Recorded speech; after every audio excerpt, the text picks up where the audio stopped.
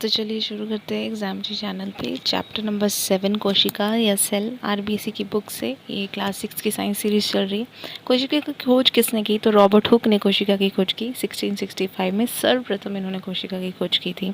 उन्होंने समय द्वारा निर्मित सूक्ष्मदर्शी जो था उस पर कोर की पतली परत को रखा। इसमें मधुमक्खी के छत्ते के समान उसमें कोष्ठक उनको दिखे और यही जो कोश थे रॉबर्ट हुक ने इनको कोशिका का नाम दिया। कोशिका संगठन के आधार पर जीव कितने हैं? तो ये एक कोशिकीय और बहुकोशिकीय हैं। एक कोशिकीय में एग्जाम्पल आपको याद रखने हैं, अमीबा, पैरामीशियम, ये सारे एक कोशिका से बने होते हैं। और बहुकोशिकीय होते हैं मनुष्य और दूसरे बड़े जीव।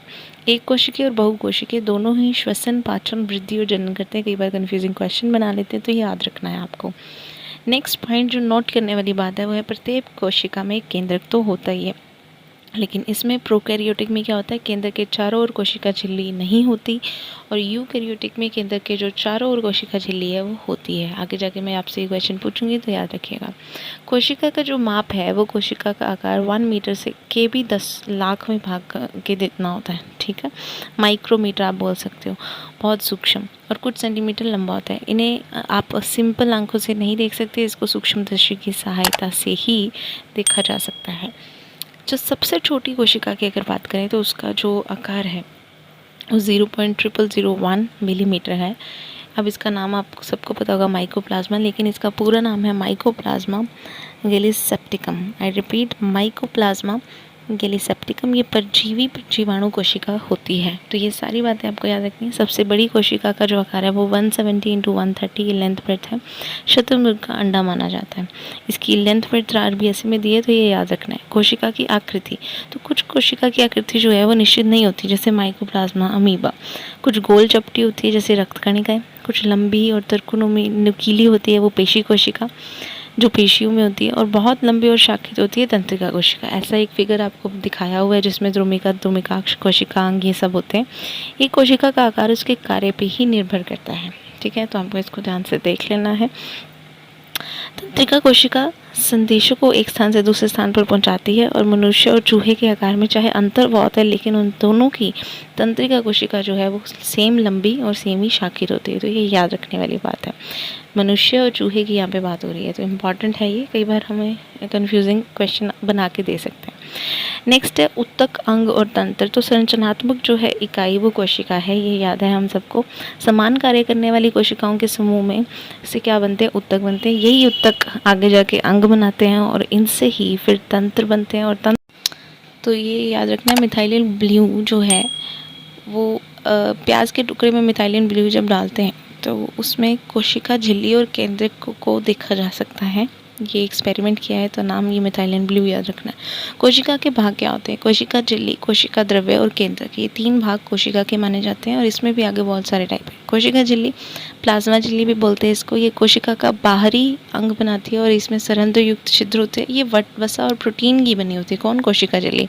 कोशिका झिल्ली कुछ चयनित पदार्थों की होती है, ठीक है, और कुछ मतलब सिलेक्टिव पीसेस को अंदर आने देती है और सेल्यूलोज पदार्थ का एक अतिरिक्त इसमें आवरण होता है। कोशिका, इसी को कोशिका भित्ति कहते हैं। इसी के कारण ही कोशिका का जो आकार है, आपने पादप वगैरह में देखा होगा, वो निश्चित होता है। अब हम बात करेंगे कोशिका द्रव्य की। तो जो कोशिका झिल्ली और केंद्रक, ये दो जो हमें स्थान पता है, केंद्रक और कोशिका झिल्ली के मध्य जो आप द्रव्य देखते हैं वही क्या होता है? कोशिका द्रव्य होता है। ये जेली जैसा होता है। माइटोकॉन्ड्रिया, रिक्तिकाएं, गोल्जिकाएं, अंतःपृथ्वी जिसको एंडोप्लाज्मिक रेटिकुलम बोलते हैं, हरित लवक, ये सब इसमें मिलते हैं और इसी को बोलते हैं कोशिका अंग या कोशिकांग। ये कुछ नाम आपको याद रखने हैं। कोशिका द्रव्य के भाग हैं। केंद्रक, तो जंतु कोशिका में केंद्रक जो है वो लगभग मध्य में होता है, लेकिन पादप कोशिका में ये थोड़ा साइड में हो जाता है क्योंकि रिक्तिका बड़ी होती है। तो यहाँ पे केंद्रक मध्य में नहीं होता। किसमें? पादप कोशिका में। यहाँ दोहरी इकाई झिल्ली होती है, मतलब डबल इसमें लेयर होती है और छोटी सघन संरचना होती है। ये इसी को केंद्रिका या न्यूक्लियोलस कहते हैं। केंद्रक में धागे के समान जो संरचना होती है उसको गुणसूत्र कहते हैं और इसी गुणसूत्र में जीन मिलते हैं, ठीक है, जो कि अनुवांशिक गुणों को एक पादप से दूसरे पादप या जंतु से दूसरे जंतु में लक्षणों को पहुंचाता है। तो सभी कार्यों पर जो नियंत्रण है वो किसका होता है? केंद्रक का होता है। प्रोकैरियोटिक, यूकैरियोटिक, मैंने कहा था आपसे क्वेश्चन वापस पूछूंगी। तो अगर जीवाणु की कोशिका में जो केंद्रक है उसके चारों ओर झिल्ली नहीं है तो वो क्या होता है? प्रोकैरियोटिक। और अगर उसके अराउंड झिल्ली है केंद्र के अराउंड तो वो क्या होगा? यूकैरियोटिक। लाइसोसोम क्या होता है? तो ये बहुत ही शक्तिशाली पाचक एंजाइम होते हैं। कई बार पूछ लेते हैं कि ये क्या है, तो ये एंजाइम है जो कोशिका क्षतिग्रस्त अगर मृत हो जाती है तो ये लाइसोसोम ही है जो वो फट जाते हैं और पाचक एंजाइम जो है वो अपनी ही कोशिका को पचा देते हैं। इसीलिए इसको आत्मघाती थैली भी कहते हैं। तो किसको आत्मघाती थैली कहते हैं? लाइसोसोम्स को कहते हैं। और ये रहा यहाँ पे लाइसोसोम। अब हम बात करेंगे गोल्जी काई की। तो जो गोल्जी काई है वो झिल्लीनुमा पट्टिका के रूप में एक के ऊपर एक व्यवस्थित होता है और इसका विवरण जो है सबसे पहले कैमिलो गोल्जी ने दिया था। इसी वजह से इसका नाम क्या है? गोल्जी काई है। अंतःप्रदिवी जालिका में संश्लेषित जो पदार्थ होता है वो किस में सेव होता है? गोल्जी उपकरण में सेव होता है या बंद कहते हैं, तथा उन्हें कोशिका के अंदर और बाहर विभिन्न क्षेत्रों में फिर भेज देता है। तो भेजने का काम भी किसका हो गया? गोल्जी उपकरण का। यानी कि गोल्जी का एक सेविंग डिपार्टमेंट है अंतःप्रदिवी जालिका का। चलिए देख लेते हैं जंतु कोशिका में क्या क्या पार्ट्स आते हैं। तो यहाँ पे ही आपको गोल्जी का दिख रहा है जो एक के ऊपर एक लेयर की अभी बात कर रहे थे।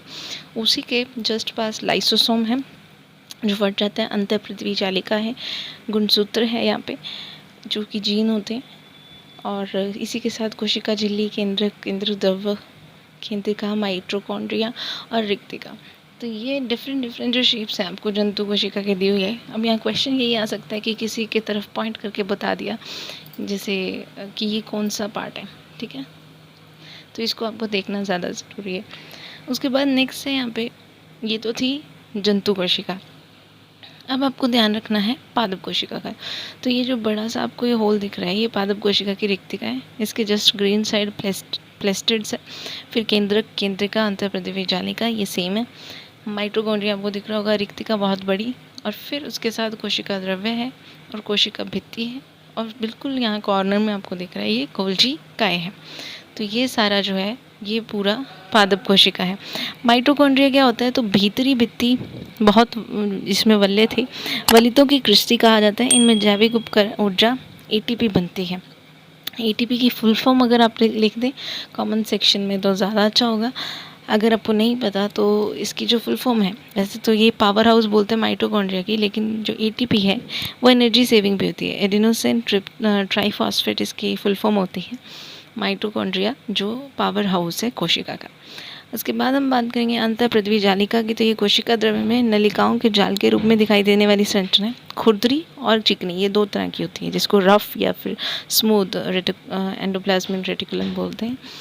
नोट करने वाली बात यह है कि जो खुरदरी अंतःप्रदिवी जालिका है उस पर क्या होता है? राइबोसोम्स पाए जाते हैं। आई रिपीट, खुरदरी पर राइबोसोम्स पाए जाते हैं, ठीक है, जो प्रोटीन संश्लेषण का कार्य करते हैं। तो ये आपको याद रखना है। आरबीएससी जो भी क्वेश्चन देती है वो ऐसे ही छोटे छोटे पॉइंट्स के ऊपर देती है। तो राइबोसोम्स पे प्रोटीन संश्लेषण का काम कर रहे हैं कौन? खुरदरी अंतःप्रदिवी जालिका पर। तो प्लेस्टिड्स क्या होते हैं? ये पादप में कोशिका द्रव्य पे पाए जाते हैं। अधिकांश प्लेस्टिड जो है वो हरे रंग के होते हैं। क्लोरोफिल या पर्णरहित कहते हैं इसको, हरे वर्ण को।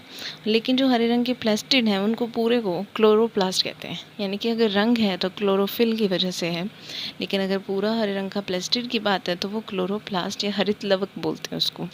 इसी के कारण जो पत्ती है वो हरी रंग की होती है और प्रकाश संश्लेषण हेतु तो क्लोरोफिल जो वर्णक है यही बहुत ज़्यादा इंपॉर्टेंट है, अदरवाइज फिर उसका खाना नहीं बनेगा। नेक्स्ट है रिक्तिका। तो पादप कोशिका में बड़ी और जंतु कोशिका में छोटी रिक्तिका होती है। यही मोस्ट इंपॉर्टेंट बात मुझे लगी थी। यहीं पे आगे दिया हुआ था हरगोविंद खुराना जी का कुछ बेसिक इन्फॉर्मेशन। तो अविभाजित भारत में जो रायपुर जिला मुल्तान पंजाब में ही रहते थे। 1943 में बीएससी की, 1945 में एमएससी इंग्लैंड से की थी और ये रॉबर्टसन के अधीन इन्होंने अनुसंधान किया। इन्होंने प्रोटीन संश्लेषण और न्यूक्लियोइड की भूमिका बताई। 1968 में अनुवांशिकी में इनको नोबेल प्राइज़ मिला और भारत सरकार से इनको पद्म विभूषण मिला। तो ये था चैप्टर नंबर 7। उम्मीद करते हैं आपको पसंद आया होगा। आप ज़रूर शेयर कीजिएगा।